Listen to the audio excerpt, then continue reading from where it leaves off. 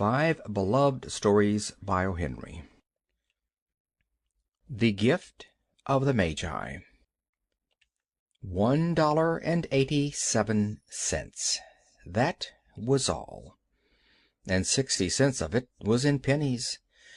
Pennies saved 1 and 2 at a time by bulldozing the grocer and the vegetable man and the butcher, until one's cheeks burned with the silent imputation of parsimony that such close dealing implied.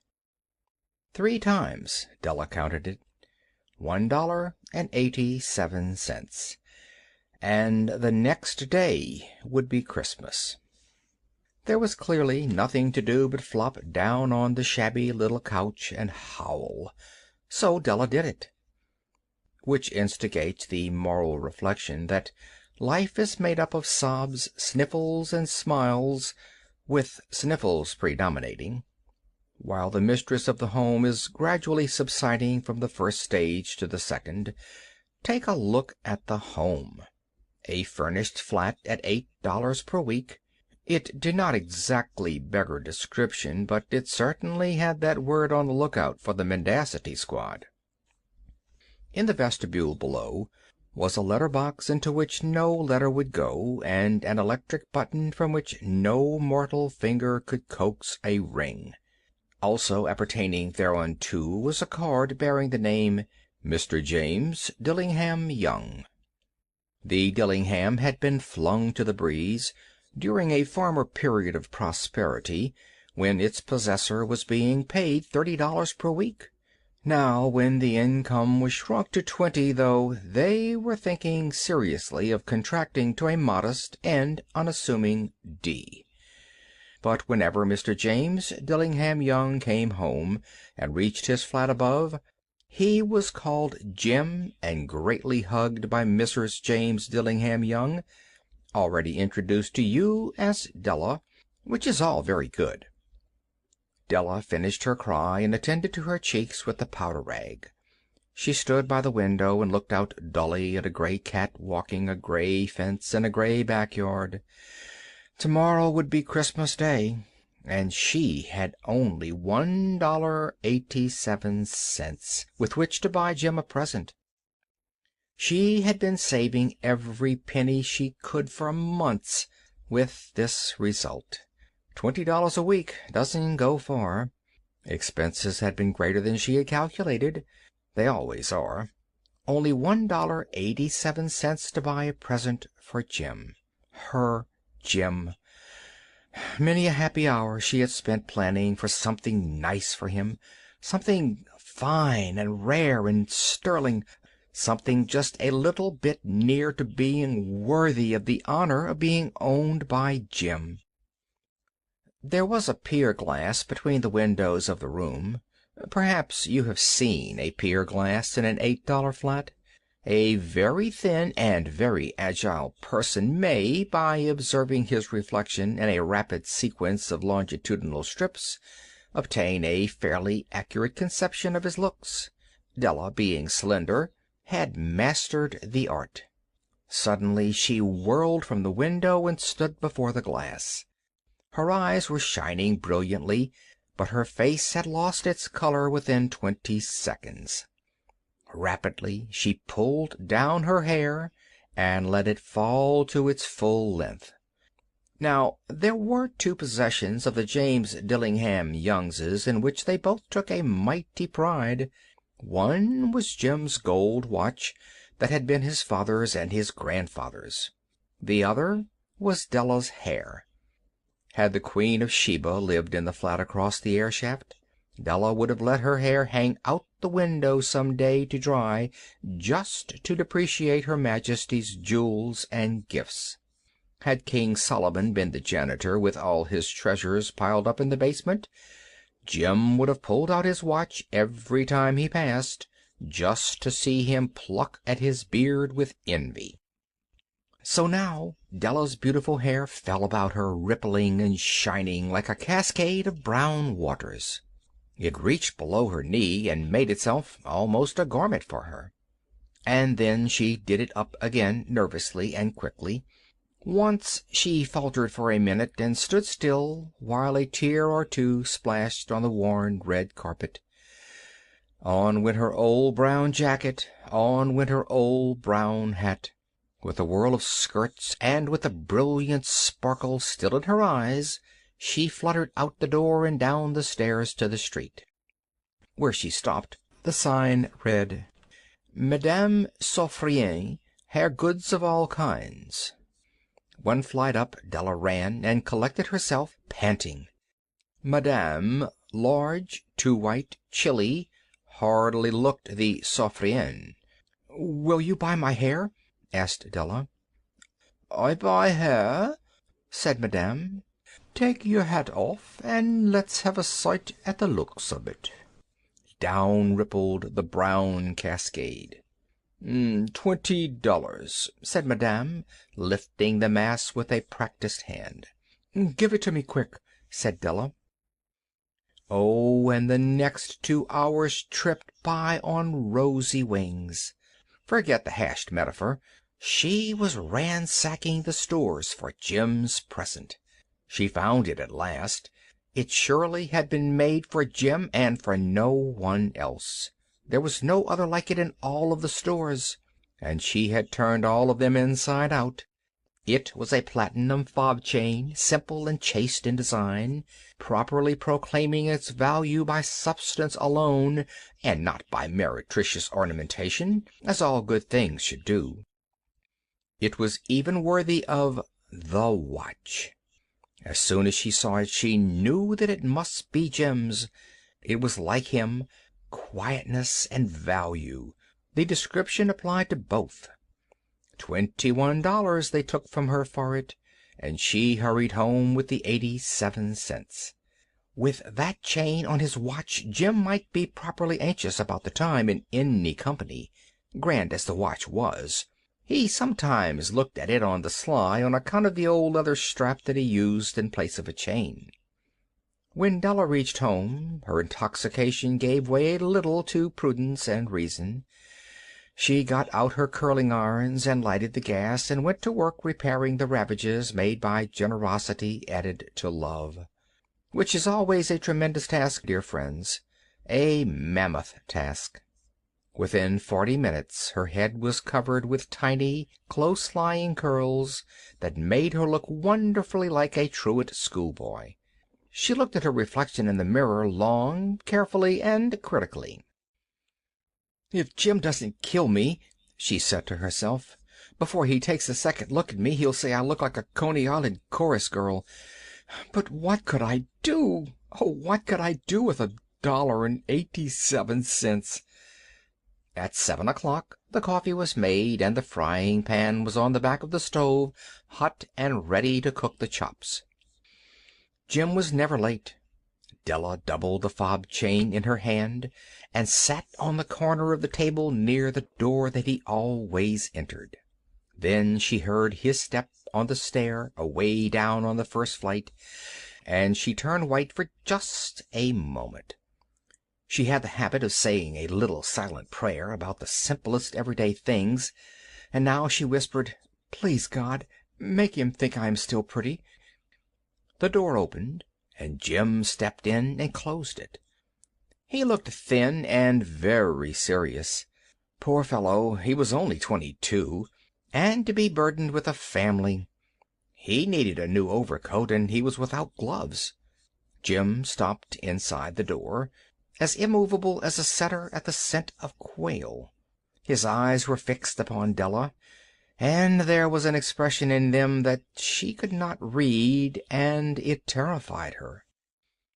It was not anger, nor surprise, nor disapproval, nor horror, nor any of the sentiments that she had been prepared for. He simply stared at her fixedly with that peculiar expression on his face. Della wriggled off the table and went for him. "Jim, darling," she cried, "don't look at me that way. I had my hair cut off and sold, because I couldn't have lived through Christmas without giving you a present. It'll grow out again. You won't mind, will you? I just had to do it. My hair grows awfully fast. Say Merry Christmas, Jim, and let's be happy. You don't know what a beautiful gift I've got for you." "You've cut off your hair?" asked Jim laboriously, as if he had not arrived at that patent fact yet, even after the hardest mental labor. "Cut it off and sold it," said Della. "Don't you like me just as well, anyhow? I'm me without my hair, ain't I?" Jim looked about the room curiously. "You say your hair is gone?" he said, with an air almost of idiocy. "You needn't look for it," said Della. "It's sold, I tell you, sold and gone, too. It's Christmas Eve, boy. Be good to me, for it went for you. Maybe the hairs of my head were numbered," she went on with sudden serious sweetness, "but nobody could ever count my love for you. Shall I put the chops on, Jim?" Out of his trance, Jim seemed quickly to wake. He enfolded his Della. For 10 seconds let us regard with discreet scrutiny some inconsequential object in the other direction.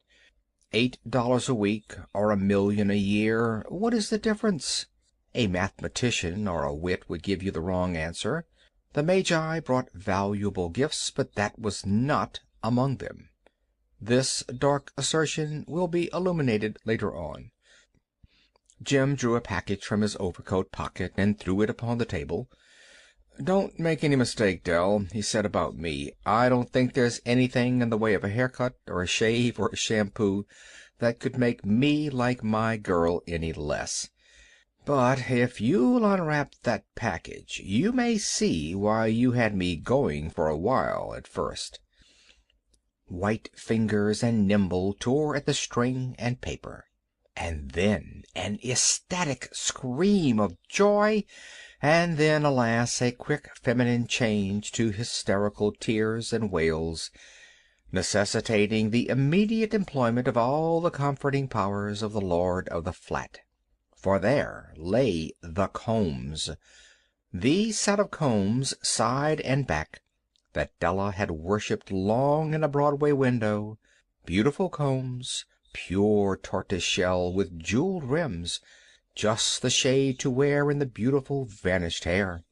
They were expensive combs, she knew, and her heart had simply craved and yearned over them without the least hope of possession, and now they were hers. But the tresses that should have adorned the coveted ornaments were gone. But she hugged them to her bosom, and at length she was able to look up with dim eyes and smile and say, "My hair grows so fast, Jim." And then Della leaped up like a little singed cat and cried, "Oh, oh!" Jim had not yet seen his beautiful present. She held it out to him eagerly upon her open palm. The dull, precious metal seemed to flash with a reflection of her bright and ardent spirit. "Isn't it a dandy, Jim? I hunted all over town to find it. You'll have to look at the time 100 times a day now. Give me your watch. I want to see how it looks on it." Instead of obeying, Jim tumbled down on the couch and put his hands under the back of his head and smiled. "Dell," said he, "let's put our Christmas presents away and keep 'em a while. They're too nice to use just at present. I sold the watch to get the money to buy your combs, and now suppose you put the chops on." The Magi, as you know, were wise men, wonderfully wise men, who brought gifts to the babe in the manger. They invented the art of giving Christmas presents. Being wise, their gifts were no doubt wise ones, possibly bearing the privilege of exchange in case of duplication. And here I have lamely related to you the uneventful chronicle of two foolish children in a flat who most unwisely sacrificed for each other the greatest treasures of their house. But in a last word to the wise of these days, let it be said that of all who give gifts, those two were the wisest. Of all who give and receive gifts, such as they are wisest. Everywhere they are wisest. They are the Magi. End of The Gifts of the Magi. Chapter 2 of Five Beloved Stories by O. Henry. A Cosmopolite in a Cafe. At midnight the cafe was crowded. By some chance the little table at which I sat had escaped the eye of incomers, and two vacant chairs at it extended their arms with venal hospitality to the influx of patrons. And then a cosmopolite sat in one of them, and I was glad, for I held a theory that since Adam no true citizen of the world has existed. We hear of them, and we see foreign labels on much luggage, but we find travelers instead of cosmopolites. I invoke your consideration of the scene. The marble-topped tables, the range of leather-upholstered wall seats, the gay company, the ladies dressed in demi-state toilets, speaking in an exquisite visible chorus of taste, economy, opulence, or art, the sedulous and largesse-loving garçons, the music wisely catering to all with its raids upon the composers, the melange of talk and laughter, and, if you will, the Würzburger in the tall glass cones that bend to your lips as a ripe cherry sways on its branch to the beak of a robber jay. I was told by a sculptor from Mauch-Chunk that the scene was truly Parisian. My cosmopolite was named E. Rushmore Coghlan, and he will be heard from next summer at Coney Island. He is to establish a new attraction there, he informed me, offering kingly diversion, and then his conversation rang along parallels of latitude and longitude. He took the great, round world in his hand, so to speak, familiarly, contemptuously, and it seemed no larger than the seed of a maraschino cherry in a table-d'hôte grapefruit. He spoke disrespectfully of the equator. He skipped from continent to continent. He derided the zones. He mopped up the high seas with his napkin. With a wave of his hand he would speak of a certain bazaar in Hyderabad. Whiff! He would have you on skis in Lapland. Zip! Now you rode the breakers with the Kanakas at the Kilai-Kahihi. Presto! He dragged you through an Arkansas post-oak swamp, let you dry for a moment on the alkali plains of his Idaho ranch, then whirled you into the society of Viennese archdukes. Anon he would be telling you of a cold he acquired in a Chicago lake breeze, and how the old Escamilla cured it in Buenos Aires with a hot infusion of the chuchula weed. You would have addressed a letter to E. Rushmore Coghlan, Esquire, the Earth, Solar System, the Universe, and have mailed it feeling confident that it would be delivered to him.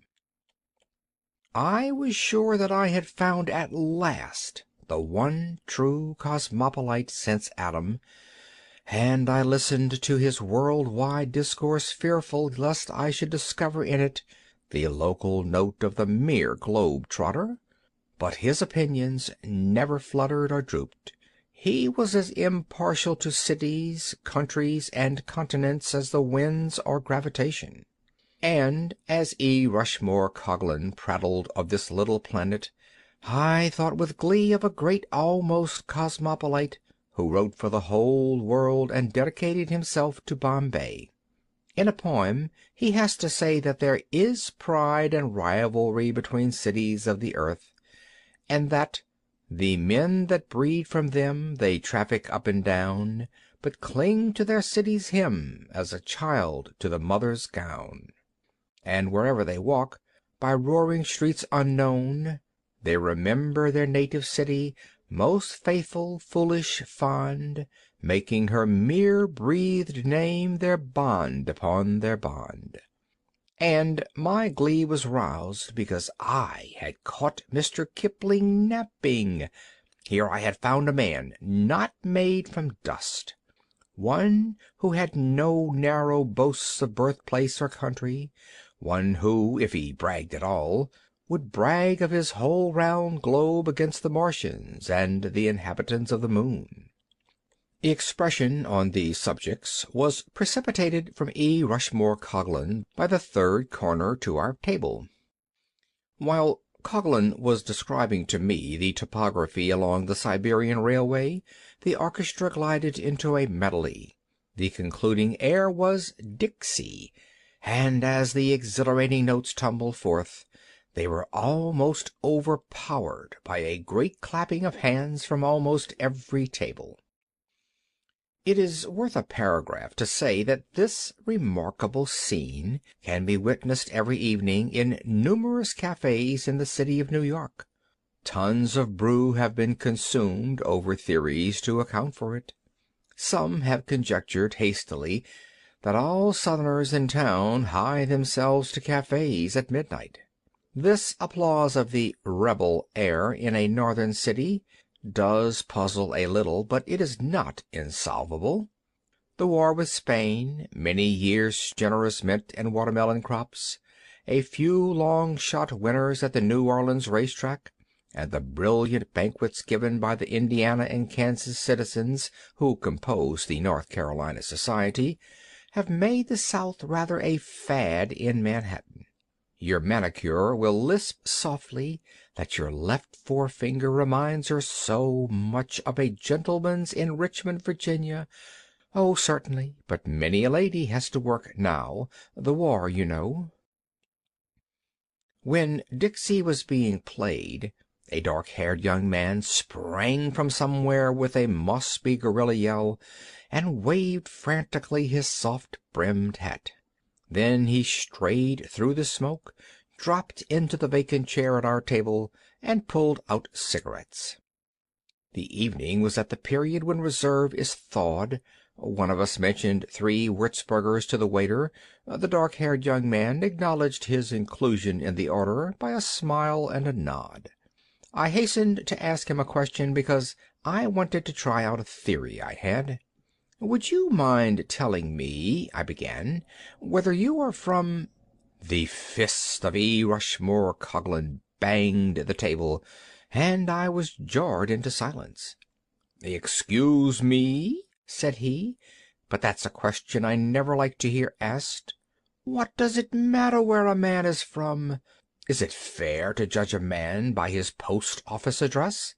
Why, I've seen Kentuckians who hated whiskey, Virginians who weren't descended from Pocahontas, Indianians who hadn't written a novel, Mexicans who didn't wear velvet trousers with silver dollars sewed along the seams, funny Englishmen, spendthrift Yankees, cold-blooded Southerners, narrow-minded Westerners and New Yorkers who were too busy to stop for an hour on the street to watch a one-armed grocer's clerk do up cranberries in paper bags.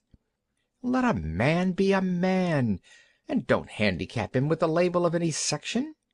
"Pardon me," I said, "but my curiosity was not altogether an idle one. I know the South, and when the band plays Dixie I like to observe. I have formed the belief that the man who applauds that air with special violence and ostensible sectional loyalty is invariably a native of either Syracuse, New York, or the district between Murray Hill Lyceum and the Harlem River, this city. I was about to put my opinion to the test by inquiring of this gentleman when you interrupted with your own larger theory, I must confess." And now the dark-haired young man spoke to me, and it became evident that his mind also moved along its own set of grooves. "I should like to be a periwinkle," said he mysteriously, "on the top of a valley and sing Toraloo-raloo." This was clearly too obscure, so I turned again to Coghlan. "I've been around the world 12 times," said he. "I know an Esquimau in Upernavik who sends to Cincinnati for his neckties, and I saw a goat herder in Uruguay who won a prize in a Battle Creek breakfast food puzzle competition. I pay rent on a room in Cairo, Egypt, and another in Yokohama all the year round. I've got slippers waiting for me at a tea house in Shanghai, And I don't have to tell 'em how to cook my eggs in Rio de Janeiro or Seattle. It's a mighty little old world. What's the use of bragging about being from the North or the South, or the old manor house in the Dale or Euclid Avenue, Cleveland, or Pikes Peak, or Fairfax County, Virginia, or Hooligan's Flats, or any place? It'll be a better world when we quit being fools about some mildewed town or 10 acres of swamp land just because we happen to be born there. "You seem to be a genuine cosmopolite," I said admiringly, "but it also seems that you would decry patriotism." "A relic of the Stone Age," declared Coghlan warmly.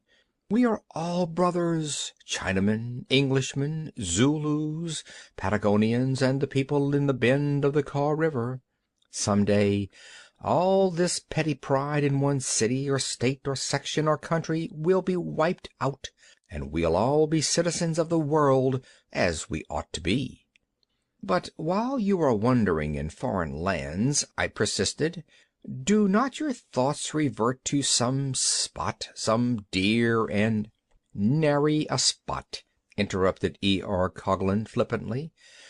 "The terrestrial, globular, planetary hunk of matter, slightly flattened at the poles and known as the Earth, is my abode. I've met a good many object-bound citizens of this country abroad. I've seen men from Chicago sit in a gondola in Venice on a moonlight night and brag about their drainage canal. I've seen a Southerner, on being introduced to the King of England, hand that monarch, without batting his eyes, the information that his great-aunt on his mother's side was related by marriage to the Perkinses of Charleston. I knew a New Yorker who was kidnapped for ransom by some Afghanistan bandits. His people sent over the money, and he came back to Kabul with the agent. 'Afghanistan?' the natives said to him through an interpreter. 'Well, not so slow, do you think?' 'Oh, I don't know,' says he, and he began to tell them about a cab driver at 6th Avenue and Broadway. Those ideas don't suit me. I'm not tied down to anything that isn't 8,000 miles in diameter. Just put me down as E. Rushmore Coghlan, citizen of the terrestrial sphere." My cosmopolite made a large adieu and left me, for he thought he saw someone through the chatter and smoke whom he knew. So I was left with the would-be periwinkle, who was reduced to Würzburger, without further ability to voice his aspirations to perch melodious upon the summit of a valley. I sat reflecting upon my evident cosmopolite, and wondering how the poet had managed to miss him. He was my discovery, and I believed in him. How was it? "The men that breed from them they traffic up and down, but cling to their city's hem as a child to the mother's gown." Not so E. Rushmore Coghlan. With the whole world for his— My meditations were interrupted by a tremendous noise and conflict in another part of the café. I saw, above the head of the seated patrons, E. Rushmore Coghlan and a stranger to me engaged in terrific battle. They fought between the tables like Titans, and glasses crashed, and men caught their hats up and were knocked down, and a brunette screamed, and a blonde began to sing teasing. My cosmopolite was sustaining the pride and reputation of the Earth when the waiters closed in on both combatants with their famous flying wedge formation and bore them outside, still resisting. I called McCarthy, one of the French garçons, and asked him the cause of the conflict. "The man with the red tie, that was my cosmopolite," said he, "got hot on account of things said about the bum sidewalks and water supply of the place he come from by the other guy." "Why," said I, bewildered, "that man is a citizen of the world, a cosmopolite. He—" "Originally from Mattawamkeag, Maine," he said, continued McCarthy, "and he wouldn't stand for no knocking the place." End of A Cosmopolite in a Cafe.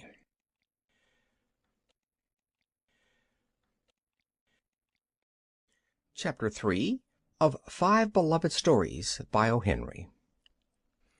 The Cop and the Anthem.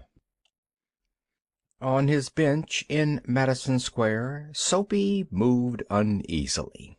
When wild geese honk high of nights, and when women without sealskin coats grow kind to their husbands, and when Soapy moves uneasily on his bench in the park, you may know that winter is near at hand.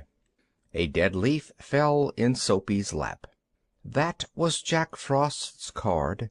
Jack is kind to the regular denizens of Madison Square, and gives fair warning of his annual call. At the corners of 4 streets he hands his pasteboard to the North Wind, footman of the Mansion of All Outdoors, so that the inhabitants thereof may make ready. Soapy's mind became cognizant of the fact that the time had come for him to resolve himself into a singular committee of ways and means to provide against the coming rigor, and therefore he moved uneasily on his bench. The hibernation ambitions of Soapy were not of the highest. In them there were no considerations of Mediterranean cruises, of soporific southern skies drifting in the Vesuvian Bay. 3 months on the island was what his soul craved.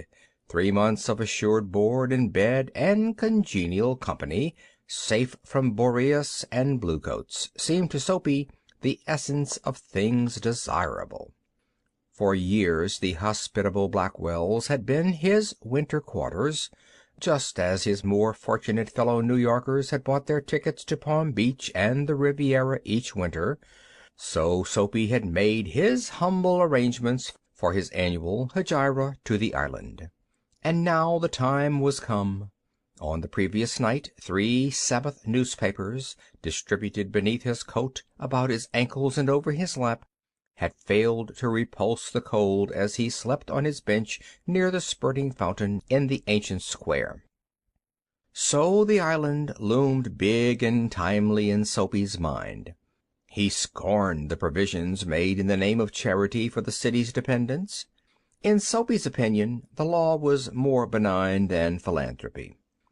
There was an endless round of institutions, municipal and eleemosynary, on which he might set out and receive lodgings and food accordant with his simple life. But to one of Soapy's proud spirit the gifts of charity are encumbered. If not in coin, you must pay in humiliation of spirit for every benefit received at the hand of philanthropy. As Caesar had his Brutus, every bit of charity must have its toll of a bath, every loaf of bread its compensation of a private and personal inquisition. Wherefore it is better to be a guest of the law, which, though conducted by rules, does not meddle unduly with a gentleman's private affairs. Soapy, having decided to go to the island, at once set about accomplishing his desire. There were many easy ways of doing this. The pleasantest was to dine luxuriously at some expensive restaurant, and then, after declaring insolvency, be handed over quietly and without uproar to a policeman.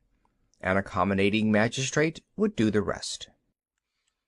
Soapy left his bench and strolled out of the square and across the level sea of asphalt, where Broadway and Fifth Avenue flow together.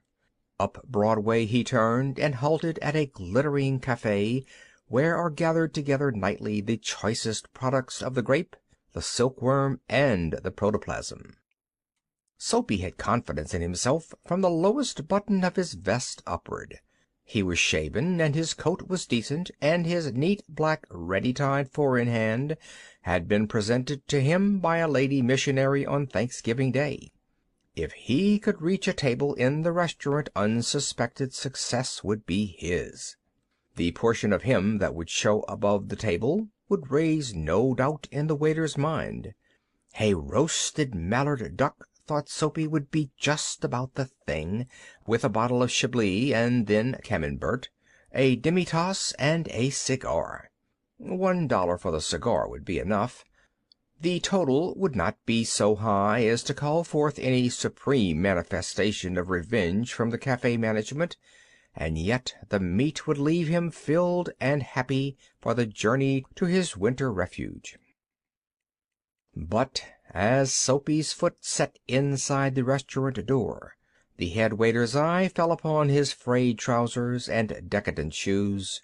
Strong and ready hands turned him about and conveyed him in silence and haste to the sidewalk and averted the ignoble fate of the menaced Mallard.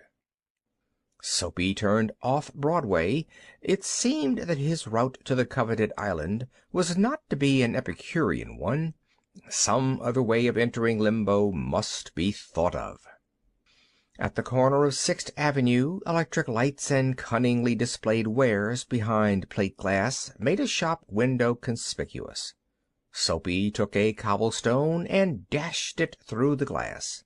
People came running around the corner, a policeman in the lead. Soapy stood still, with his hands in his pockets, and smiled at the sight of brass buttons. "Where's the man that done that?" inquired the officer excitedly. "Don't you figure out that I might have had something to do with it?" said Soapy, not without sarcasm, but friendly, as one greets good fortune. The policeman's mind refused to accept Soapy even as a clue. Men who smash windows do not remain to parley with the law's minions. They take to their heels. The policeman saw a man halfway down the block running to catch a car. With drawn club he joined in the pursuit. Soapy, with disgust in his heart, loafed along, twice unsuccessful. On the opposite side of the street was a restaurant of no great pretensions. It catered to large appetites and modest purses. Its crockery and atmosphere were thick, its soup and napery thin. Into this place Soapy took his accusive shoes and telltale trousers without challenge. At a table he sat and consumed beefsteak, flapjacks, doughnuts, and pie, and then to the waiter he betrayed the fact that the minutest coin and himself were strangers. "Now get busy and call a cop," said Soapy, "and don't keep a gentleman waiting." "No cop for use," said the waiter, with a voice like buttery cakes and an eye like a cherry in a Manhattan cocktail. "Hey, Con!" Neatly upon his left ear, on the callous pavement, 2 waiters pitched Soapy. He arose joint by joint as a carpenter's rule opens, and beat the dust from his clothes. Arrest seemed but a rosy dream. The island seemed very far away. A policeman who stood before a drugstore 2 doors away laughed and walked down the street. 5 blocks Soapy traveled before his courage permitted him to woo capture again. This time the opportunity presented what he fatuously termed to himself a cinch. A young woman of a modest and pleasing guise was standing before a show window, gazing with sprightly interest at its display of shaving mugs and inkstands, and 2 yards from the window a large policeman of severe demeanor leaned against a water plug. It was Soapy's design to assume the role of the despicable and execrated masher. The refined and elegant appearance of his victim, and the contiguity of the conscientious cop, encouraged him to believe that he would soon feel the pleasant official clutch upon his arm that would ensure his winter quarters on the right tight little isle. Soapy straightened the lady missionary's ready-made tie, dragged his shrinking cuffs into the open, set his hat at a killing cant, and sidled toward the young woman. He made eyes at her, was taken with sudden coughs and hems, smiled, smirked, and went brazenly through the impudent and contemptible litany of the masher. With half an eye, Soapy saw that the policeman was watching him fixedly. The young woman moved away a few steps, and again bestowed her absorbed attention upon the shaving mugs. Soapy followed, boldly stepping to her side, raised his hat, and said, "Ah, there, Bedelia, don't you want to come and play in my yard?" The policeman was still looking. The persecuted young woman had but to beckon a finger, and Soapy would be practically en route for his insular heaven. Already he imagined he could feel the cozy warmth of the station house. The young woman faced him, and, stretching out a hand, caught Soapy's coat sleeve. "Sure, Mike," she said joyfully. "If you'll blow me to a pail of suds, I'd have spoke to you sooner, but the cop was watching." With the young woman playing the clinging ivy to his oak, Soapy walked past the policeman, overcome with gloom. He seemed doomed to liberty. At the next corner he shook off his companion and ran. He halted in the district where by night are found the lightest streets, hearts, vows, and librettos. Women in furs and men in greatcoats moved gaily in the wintry air. A sudden fear seized Soapy that some dreadful enchantment had rendered him immune to arrest. The thought brought a little of panic upon it, and when he came upon another policeman lounging grandly in front of a transplendent theater, he caught at the immediate straw of disorderly conduct. On the sidewalk, Soapy began to yell drunken gibberish at the top of his harsh voice. He danced, howled, raved, and otherwise disturbed the welkin. The policeman twirled his club, turned his back to Soapy, and remarked to a citizen, "'Tis one of them Yale lads celebrating the goose egg they give to the Hartford College. Noisy, but no harm. We've instructions to lave 'em be." Disconsolate, Soapy seized his unavailing racket. Would never a policeman lay hands on him? In his fancy the island seemed an unattainable Arcadia. He buttoned his thin coat against the chilling wind. In a cigar store he saw a well-dressed man lighting a cigar at a swinging light. His silk umbrella he had set by the door on entering. Soapy stepped inside, secured the umbrella, and sauntered off with it slowly. The man at the cigar light followed hastily. "My umbrella," he said sternly. "Oh, is it?" sneered Soapy, adding insult to petty larceny. "Well, why don't you call a policeman? I took it. Your umbrella. Why don't you call a cop? There stands one on the corner." The umbrella owner slowed his steps. Soapy did likewise, with a presentiment that luck would again run against him. The policeman looked at the two curiously. "Of course," said the umbrella man. "That is, well, you know how these mistakes occur. If it's your umbrella, I hope you'll excuse me. I picked it up this morning at a restaurant.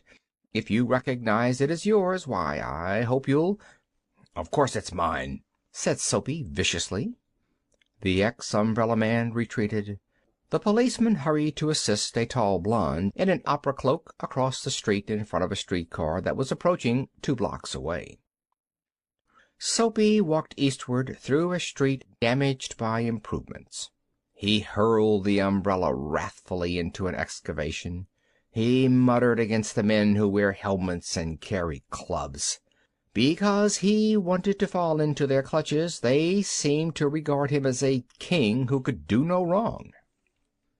At length Soapy reached one of the avenues to the east, where the glitter and turmoil was but faint. He set his face down this toward Madison Square, for the homing instinct survives even when the home is a park bench. But on an unusually quiet corner, Soapy came to a standstill. Here was an old church, quaint and rambling and gabled. Through one violet-stained window a soft light glowed, where, no doubt, the organist loitered over the keys, making sure of his mastery of the coming Sabbath anthem. For there drifted out to Soapy's ears sweet music that caught and held him transfixed against the convolutions of the iron fence. The moon was above, lustrous and serene. Vehicles and pedestrians were few. Sparrows twittered sleepily in the eaves. For a little while the scene might have been a country churchyard, and the anthem that the organist played cemented Soapy to the iron fence, for he had known it well in the days when his life contained such things as mothers and roses and ambitions and friends and immaculate thoughts and collars. The conjunction of Soapy's receptive state of mind and the influences about the old church wrought a sudden and wonderful change in his soul. He viewed with swift horror the pit into which he had tumbled, the degraded days, unworthy desires, dead hopes, wrecked faculties and base motives that made up his existence. And also, in a moment, his heart responded thrillingly to this novel mood. An instantaneous and strong impulse moved him to battle with his desperate fate. He would pull himself out of the mire. He would make a man of himself again. He would conquer the evil that had taken possession of him. There was time. He was comparatively young yet. He would resurrect his old, eager ambitions and pursue them without faltering. Those solemn but sweet organ notes had set up a revolution in him. Tomorrow he would go into the roaring downtown district and find work. A fur importer had once offered him a place as driver. He would find him tomorrow and ask for the position. He would be somebody in the world. He would... Soapy felt a hand laid on his arm. He looked quickly around into the broad face of a policeman. "What are you doing here?" asked the officer. "Nothing," said Soapy. "Then come along," said the policeman. 3 months on the island, said the magistrate in the police court the next morning. End of The Cop and the Anthem. Chapter 4 of 5 Beloved Stories by O. Henry. Man About Town. There were 2 or 3 things that I wanted to know. I do not care about a mystery, so I began to inquire.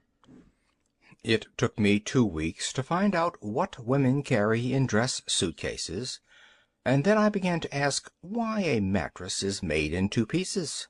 This serious query was at first received with suspicion because it sounded like a conundrum.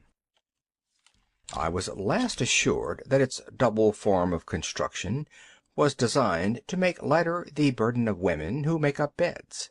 I was so foolish as to persist, begging to know why, then, they were not made in 2 equal pieces, whereupon I was shunned. The third draught that I craved from the fount of knowledge was enlightenment concerning the character known as a man about town. He was more vague in my mind than a type should be. We must have a concrete idea of anything, even if it be an imaginary idea, before we can comprehend it. Now, I have a mental picture of John Doe that is as clear as a steel engraving. His eyes are weak blue, he wears a brown vest and a shiny black serge coat. He stands always in the sunshine chewing something, and he keeps half shutting his pocket-knife and opening it again with his thumb. And if the man higher up is ever found, take my assurance for it, he will be a large, pale man with blue wristlets showing under his cuffs, and he will be sitting to have his shoes polished within sound of a bowling alley, and there will be somewhere about him turquoises. But the canvas of my imagination, when it came to limning the man about town, was blank. I fancied that he had a detachable sneer, like the smile of the Cheshire cat, and attached cuffs, and that was all. Whereupon I asked a newspaper reporter about him. "Why," said he, "a man about town, something between a rounder and a clubman. He isn't exactly... well, he fits in between Mrs. Fish's receptions and private boxing bouts. He doesn't... well, he doesn't belong either to the Lotto's Club or to the Jerry McGuigan Galvanized Iron Workers Apprentices Left Hook Chowder Association. I don't exactly know how to describe him to you. You'll see him everywhere there's anything doing. Yes, I suppose he's a type. Dress clothes every evening, knows the ropes, calls every policeman and waiter in town by their first names. No, he never travels with the hydrogen derivatives. You generally see him alone or with another man. My friend the reporter left me, and I wandered further afield. By this time, the 3,126 electric lights on the Rialto were alight. People passed, but they held me not. Paphian eyes rayed upon me and left me unscathed. Diners, heimgangers, shopgirls, confidence men, panhandlers, actors, highwaymen, millionaires, and outlanders hurried, skipped, strolled, sneaked, swaggered, and scurried by me, but I took no note of them. I knew them all. I had read their hearts. They had served. I wanted my man about town. He was a type, and to drop him would be an error, a typograph, but no, let us continue. Let us continue with a moral digression. To see a family reading the Sunday papers gratifies. The sections have been separated. Papa is earnestly scanning the page that pictures the young lady exercising before an open window and bending, but there.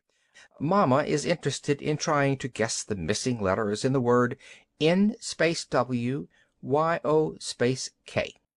The oldest girls are eagerly pursuing the financial reports, for a certain young man remarked last Sunday night that he had taken a flyer in Q, X, and Z. Willie, the 18-year-old son, who attends the New York public school, is absorbed in the weekly article describing how to make over an old skirt, for he hopes to take a prize in sewing on graduation day. Grandma is holding to the comic supplement with a 2-hour's grip, and little Tottie the baby is rocking along the best she can with the real estate transfers. This view is intended to be reassuring, for it is desirable that a few lines of this story be skipped, for it introduces strong drink.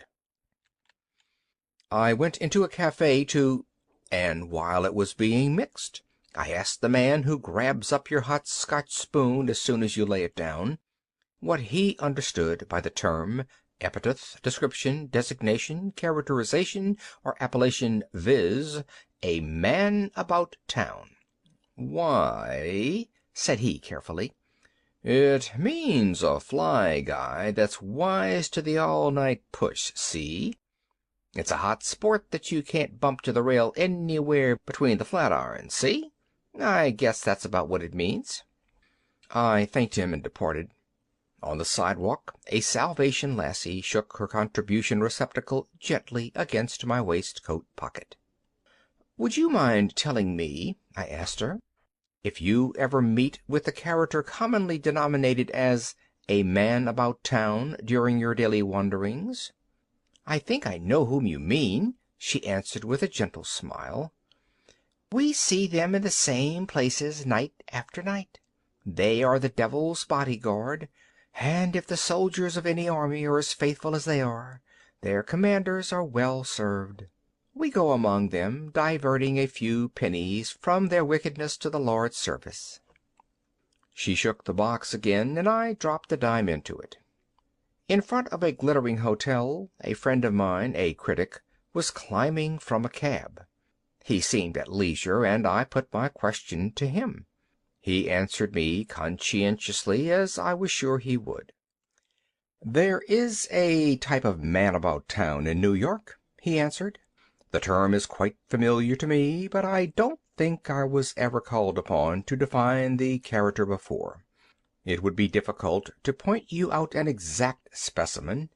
I would say, offhand, that it is a man who had a hopeless case of the peculiar New York disease of wanting to see and know. At 6 o'clock each day life begins with him. He follows rigidly the conventions of dress and manners, but in the business of poking his nose into places where he does not belong, he could give pointers to a civet cat or a jackdaw. He is the man who has chased Bohemia about the town, from Rathskeller to Roof Garden, and from Hester Street to Harlem, until you can't find a place in the city where they don't cut their spaghetti with a knife. Your man about town has done that. He is always on the scent of something new. He is curiosity, impudence, and omnipresence. Hansoms were made for him, and gold-banded cigars, and the curse of music at dinner. There are not so many of him, but his Minority Report is adopted everywhere. I'm glad you brought up the subject. I've felt the influence of this nocturnal blight upon our city, but I never thought to analyze it before. I can see now that your man about town should have been classified long ago. In his wake spring up wine agents and cloak models, and the orchestra plays Let's All Go Up to Maud's for him by request instead of Handel. He makes his rounds every evening, while you and I see the elephant once a week. When the cigar store is raided, he winks at the officer, familiar with his ground, and walks away immune, while you and I search among the presidents for names and among the stars for addresses to give the desk sergeant. My friend the critic paused to acquire breath for fresh eloquence. I seized my advantage. "You have classified him," I cried with joy. "You have painted his portrait in the gallery of city types. But I must meet one face to face. I must study the man about town at first hand. Where shall I find him? How shall I know him?" Without seeming to hear me, the critic went on, and his cab driver was waiting for his fare, too. "He is the sublimated essence of butt-in, the refined intrinsic extract of rubber, the concentrated, purified, irrefutable, unavoidable spirit of curiosity and inquisitiveness. A new sensation is the breath in his nostrils.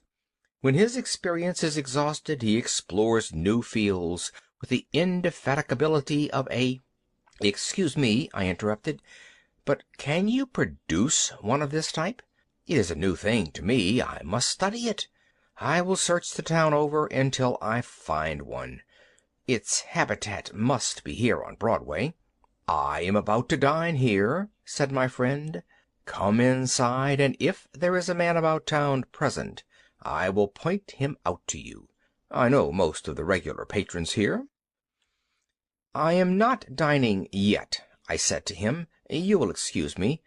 I am going to find my man about town this night, if I have to rake New York from the Battery to Little Coney Island." I left the hotel and walked down Broadway. The pursuit of my type gave a pleasant savor of life and interest to the air I breathed. I was so glad to be in a city so great, so complex and diversified. Leisurely, and with something of an air, I strolled along, with my heart expanding at the thought that I was a citizen of great Gotham, a sharer in its magnificence and pleasures, a partaker in its glory and prestige. I turned to cross the street. I heard something buzz like a bee, and then I took a long, pleasant ride with Santos Dumont. When I opened my eyes, I remembered a smell of gasoline, and I said aloud, "Hasn't it passed yet?" A hospital nurse laid a hand that was not particularly soft upon my brow that was not at all fevered. A young doctor came along, grinned, and handed me a morning newspaper. "Want to see how it happened?" he asked cheerily. I read the article. Its headlines began where I heard the buzzing leave off the night before.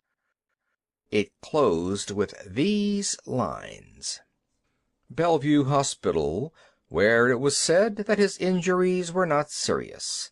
He appeared to be a typical man about town." End of Man About Town. Chapter 5. of 5 Beloved Stories by O. Henry. Mammon and the Archer. Old Anthony Rockwall, retired manufacturer and proprietor of Rockwall's Eureka Soap, looked out the library window of his Fifth Avenue mansion and grinned. His neighbor to the right, the aristocratic clubman G. von Schutzleit Suffolk Jones, came out to his waiting motor car, wrinkling a contumelious nostril, as usual, at the Italian Renaissance sculpture of the Soap Palace's front elevation. "Stuck-up old statuette of nothing doing," commented the ex-soap king. "The Eden Musee'll get that old frozen Nestle roll yet if he don't watch out. I'll have this house painted red, white, and blue next summer, and see if that'll make his Dutch nose turn up any higher." And then Anthony Rockwall, who never cared for bells, went to the door of his library and shouted, "Mike!" in the same voice that had once chipped off pieces of the welkin on the Kansas prairies. "Tell my son," said Anthony to the answering menial, "to come in here before he leaves the house." When young Rockwall entered the library, the old man laid aside his newspaper, looked at him with a kindly grimness on his big, smooth, ruddy countenance, rumpled his mop of white hair with one hand, and rattled the keys in his pocket with the other. "Richard," said Anthony Rockwall, "what do you pay for the soap that you use?" Richard, only 6 months home from college, was startled a little. He had not yet taken the measure of this sire of his, who was as full of unexpectedness as a girl at her first party. $6 a dozen, I think, Dad." "And your clothes?" "I suppose about $60, as a rule." "You're a gentleman," said Anthony decidedly. "I've heard of these young bloods spending $24 a dozen for soap, and going over the 100 mark for clothes. You've got as much money to waste as any of 'em, and yet you stick to what's decent and moderate. Now, I use the old Eureka, not only for sentiment, but it's the purest soap made. When you pay more than 10 cents a cake for soap, you buy bad perfumes and labels. But 50 cents is doing very well for a young man in your generation, position, and condition. As I said, you're a gentleman. They say it takes 3 generations to make one. They're off. Money'll do it as slick as soap grease. It's made you one. By hokey, it's almost made one of me. I'm nearly as impolite and disagreeable and ill-mannered as those 2 old Knickerbocker gents on each side of me that can't sleep of nights because I bought in between 'em." "There are some things that money can't accomplish," remarked young Rockwall rather gloomily. "Now don't say that," said old Anthony, shocked. "I bet my money on money every time. I've been through the encyclopedia down to Y, looking for something you can't buy with it, and I expect to have to take up the appendix next week. I'm for money against the field. Tell me something money won't buy." "For one thing," answered Richard, rankling a little, "it won't buy one into the exclusive circles of society." "Oh, won't it?" thundered the champion of the root of evil. "You tell me where your exclusive circles would be if the first Astor hadn't had the money to pay for his steerage passage over." Richard sighed.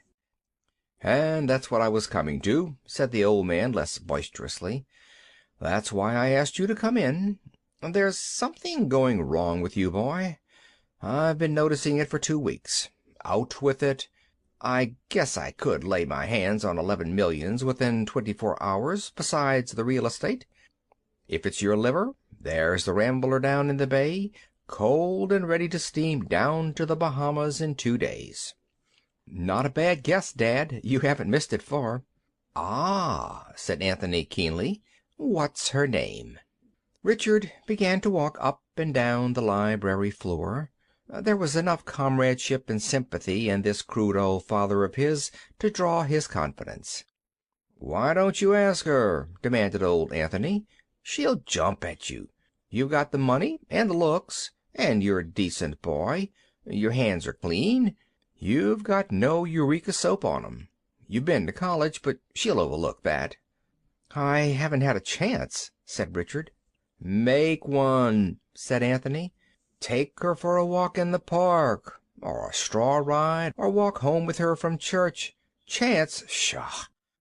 You don't know the social mill, Dad. She's part of the stream that turns it. Every hour and minute of her time is arranged for days in advance. I must have that girl, Dad, or this town is a blackjack swamp forevermore. And I can't write it. I can't do that." "Tut," said the old man. "Do you mean to tell me that with all the money I've got, you can't get an hour or two of a girl's time for yourself?" "I've put it off too late. She's going to sail for Europe at noon day after tomorrow for a 2-year stay. I'm to see her alone tomorrow evening for a few minutes. She's at Larchmont now, at her aunt's. I can't go there, but I'm allowed to meet her with a cab at the Grand Central Station tomorrow evening at the 8:30 train. We drive down Broadway to Wallace's at a gallop, where her mother and a box party will be waiting for us in the lobby. Do you think she would listen to a declaration from me during that 6 or 8 minutes under those circumstances? No. And what chance would I have in the theater or afterward? None. No, Dad. This is one tangle that your money can't unravel. We can't buy 1 minute of time with cash. If we could, rich people would live longer. There's no hope of getting a talk with Miss Lantry before she sails." "All right, Richard, my boy," said old Anthony cheerfully. "You may run along down to your club now. I'm glad it ain't your liver. But don't forget to burn a few punk sticks in the joss house to the great god Mazuma from time to time. You say money won't buy time? Well, of course, you can't order eternity wrapped up and delivered at your residence for a price, but I've seen Father Time get pretty bad stone bruises on his heels when he walked through the gold diggings." That night came Aunt Ellen, gentle, sentimental, wrinkled, sighing, oppressed by wealth, in to Brother Anthony at his evening paper, and began discourse on the subject of lovers' woes. "He told me all about it," said Brother Anthony, yawning. "I told him my bank account was at his service. And then he began to knock money. Said money couldn't help. Said the rules of society couldn't be bucked for a yard by a team of 10 millionaires. "Oh, Anthony," sighed Aunt Ellen, "I wish you would not think so much of money. Wealth is nothing where a true affection is concerned. Love is all-powerful. If he only had spoken earlier, she could not have refused our Richard. But now I fear it is too late. He will have no opportunity to address her. All your gold cannot bring happiness to your son." At 8 o'clock the next evening, Aunt Ellen took a quaint old gold ring from a moth-eaten case and gave it to Richard. "Wear it tonight, nephew," she begged. "Your mother gave it to me. Good luck and love, she said it brought. She asked me to give it to you when you had found the one you loved." Young Rockwall took the ring reverently and tried it on his smallest finger. It slipped as far as the second joint and stopped. He took it off and stuffed it into his vest pocket, after the manner of man, and then he phoned for his cab. At the station he captured Miss Lantry out of the gadding mob at 8:32. "We mustn't keep Mama and the others waiting," said she. "To Wallack's Theater as fast as you can drive," said Richard loyally. They whirled up 42nd to Broadway, and then down the white-starred lane that leads from the soft meadows of sunset to the rocky hills of morning. At 34th Street, young Richard quickly thrust up the trap and ordered the cabman to stop. "I've dropped a ring," he apologized as he climbed out. It was my mother's, and I'd hate to lose it. I won't detain you a minute. I saw where it fell." In less than a minute he was back in the cab with the ring. But within that minute a cross-town car had stopped directly in front of the cab. The cabman tried to pass to the left, but a heavy express wagon cut him off. He tried the right, and had to back away from a furniture van that had no business to be there. He tried to back out, but dropped his reins and swore dutifully. He was blockaded in a tangled mess of vehicles and horses. One of those street blockades had occurred that sometimes tie up commerce and movement quite suddenly in the big city. "Why don't you drive on?" said Miss Lantry impatiently. "We'll be late."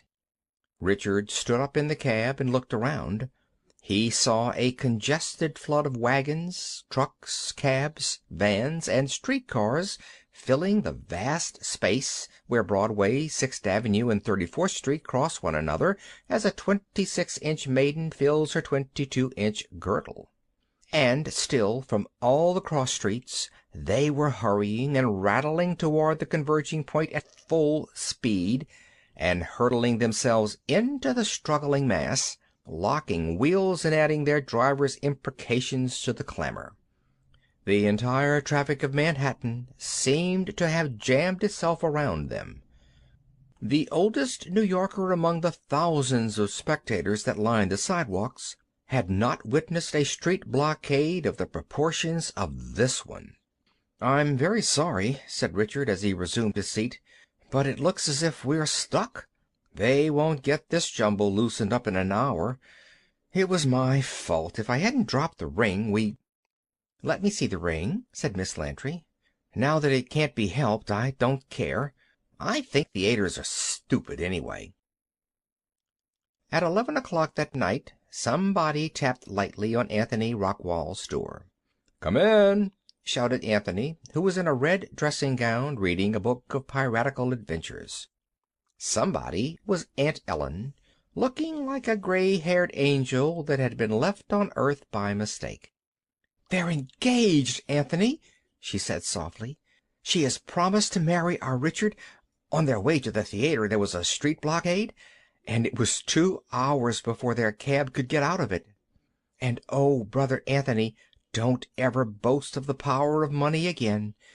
A little emblem of true love, a little ring that symbolized unending and unmercenary affection, was the cause of our Richard finding his happiness. He dropped it in the street and got out to recover it, and before they could continue, the blockade occurred. He spoke to his love and won her there while the cab was hemmed in. Money is dross compared with true love, Anthony." "All right," said old Anthony. "I'm glad the boy has got what he wanted. I told him I wouldn't spare any expense in the matter if—" "But, Brother Anthony, what good could your money have done?" "Sister," said Anthony Rockwall, "I've got my pirate in a devil of a scrape. His ship has just been scuttled, and he's too good a judge of the value of money to let drown. I wish you would let me go on with this chapter. The story should end here. I wish it would as heartily as you who read it wish it did. But we must go to the bottom of the well for truth." The next day a person with red hands and a blue polka-dot necktie, who called himself Kelly, called at Anthony Rockwall's house and was at once received in the library. "Well," said Anthony, reaching for his checkbook, "it was a good bilin' of soap. Let's see, you had 5,000 in cash?" "I paid out 300 more of my own," said Kelly. "I had to go a little above the estimate. I got the express wagons and cabs mostly for $5, but the trucks and 2-horse teams mostly raised me to 10. The motormen wanted $10, and some of the loaded teams $20. The cops struck me hardest. $50 I paid too, and the rest 20 and 25. But didn't it work beautiful, Mr. Rockwall? I'm glad William A. Brady wasn't on to that little outdoor vehicle mob scene. I wouldn't want William to break his heart with jealousy. And never a rehearsal either. The boys was on time to the fraction of a second. It was 2 hours before a snake could get below Greeley's statue. 1,300. There you are, Kelly, said Anthony, tearing off a check. Your 1,000 and the 300 you were out. You don't despise money, do you, Kelly? Me? Said Kelly. I can lick the man that invented poverty. Anthony called Kelly when he was at the door. You didn't notice, said he, anywhere in the tie-up, a kind of a fat boy without any clothes on, shooting arrows around with a bow, did you? Why, no, said Kelly, mystified. I didn't. If he was like you say, maybe the cops pinched him before I got there. I thought the little rascal wouldn't be on hand, chuckled Anthony. Goodbye, Kelly. End of Mammon and the Archer. End of 5 beloved stories by O. Henry. These stories were read for you by Phil Chenevert in Baton Rouge, Louisiana, December of 2012.